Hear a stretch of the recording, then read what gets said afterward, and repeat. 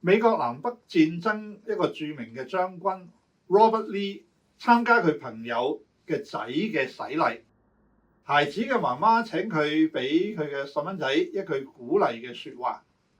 於是咧，將軍將自己一生嘅經歷過嘅嗰啲艱苦咧，以至榮登美國名人榜嘅一個生活原則，濃縮做咗兩個字，就係自律。人生有好多危機，充滿挑戰同埋壓力。每一日你有好多嘅機會可以成功，亦都可以失敗。但係放縱嘅人最終一定冇辦法喺人生嘅掙扎同埋戰鬥當中攞得勝利。保羅分享佢自律嘅經驗，佢話：豈不知在場上賽跑嘅都跑，但得獎賞嘅只有一人。你們也當這樣跑，好叫你們得着獎賞。凡較力爭勝的，諸事都有節制，他們不過是要得能壞的冠冕，我們卻是要得不能壞的冠冕。所以我奔跑不像無定向的，我鬥拳不像打空氣的，我是攻克己身，叫身服我。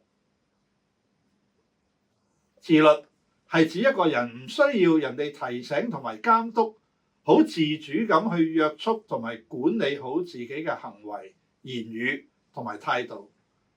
自律係你對自己嘅要求，唔係法律，唔係制度同埋規矩去逼使你要做啲乜嘢或者唔做啲乜嘢。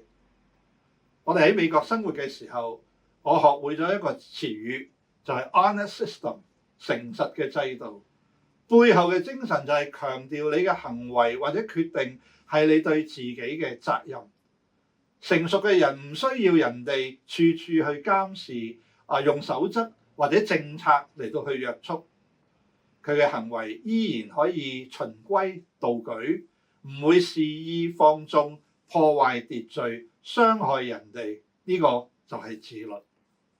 唔成熟嘅人先需要約章或者規矩嚟到去約束同埋限制。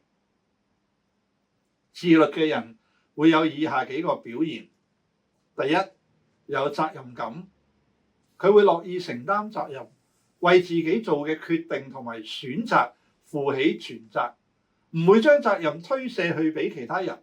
答應咗嘅事一定辦妥，而且守時。冇責任感嘅人唔理人哋嘅感受同埋反應，想做就做。第二，佢會成為模範，佢知道佢嘅行為同埋表現會影響其他人，就唔會隨便咁放縱自己，喺可能嘅範圍裏邊成為人哋嘅榜樣同埋模範啦。第三，唔容易放棄，佢會盡全力完成交託俾佢嘅任務，堅持到底。面對唔同嘅意見、激烈嘅爭辯、批評、逆境或者難處，都唔輕易放棄，亦都唔會降低自己嘅標準同埋原則。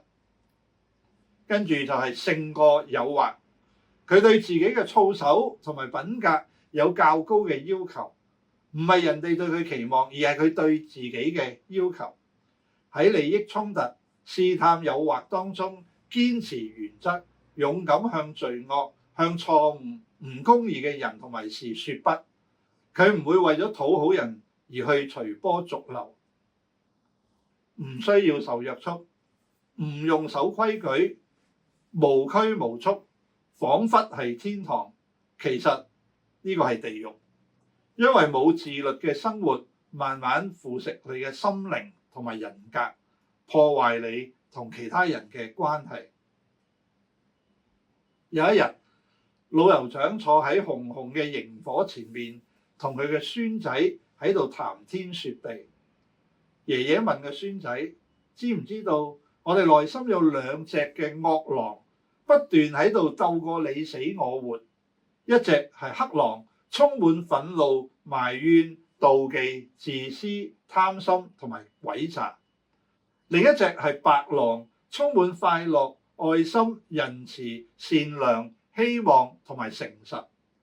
個孫仔碌大雙眼，好好奇咁望住老酋長爺爺，佢話：爺爺，最後係邊隻狼打贏啊？老酋長溫柔咁答：係你時時餵飼嘅嗰一隻。有人話：我係皇帝，皆因我知道點樣管好我自己。